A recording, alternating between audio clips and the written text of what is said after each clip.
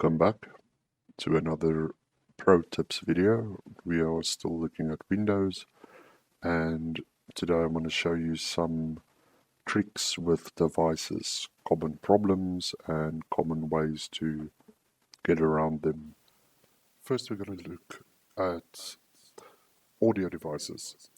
How many times have you plugged in a separate screen on your computer and there's no audio? Or if you have to do a presentation and you plug in the projector and now there's no audio. That is due to HDMI. Right click the audio icon and then you go to sounds. When you're in the sounds menu, this is your sounds control panel, extremely useful. So here you've got your playback devices and you've got recording devices. It is important that the correct device is selected to be the default device.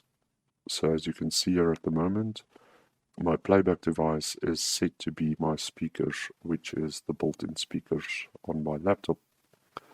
If you right-click a device, you can select, okay, say we want to change that to the monitor speakers if it had. Well, I disabled it, but you can enable and you can disable devices.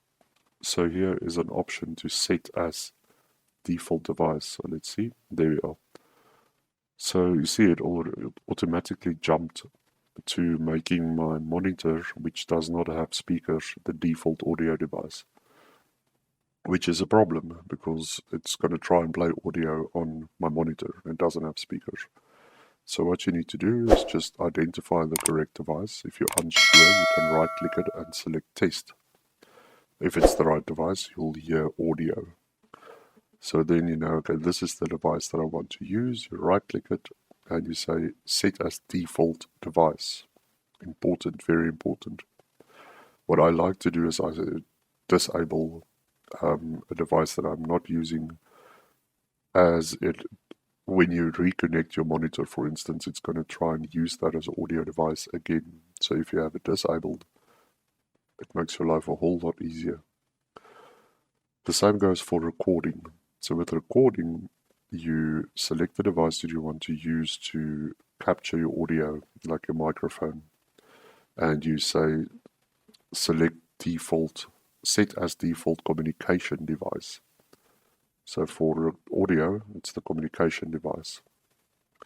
Then there's a couple of tricks that you can do. Sounds, I like to keep my sounds off.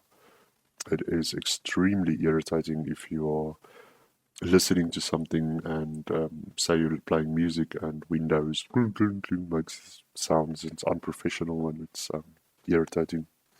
So set your sounds to no sounds. Communications, set it to do nothing. It is the best. It's the very best. It's the Microsoft suggested way of having these settings, right? So recording, if you struggle with the volume of your recording device, you can double click the device and then there usually is, depending on the driver that is installed, but there usually is levels that you can set.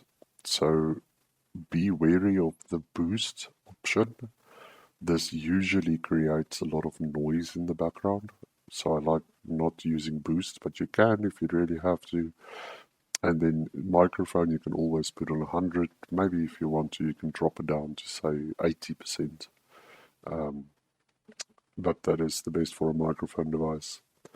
And if there's enhancements, you can play around with the enhancements and see what makes your voice more clear and what works for you.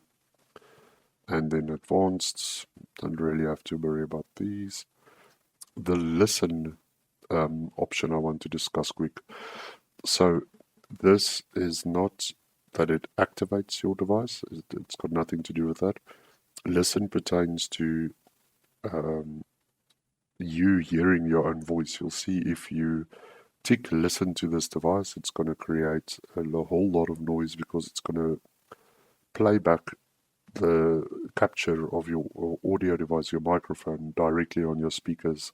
and then your speakers will hear your microphone will hear your speakers, and it creates this reverb thing. But that's what this listen is. So this does not have to be ticked for your audio device to work.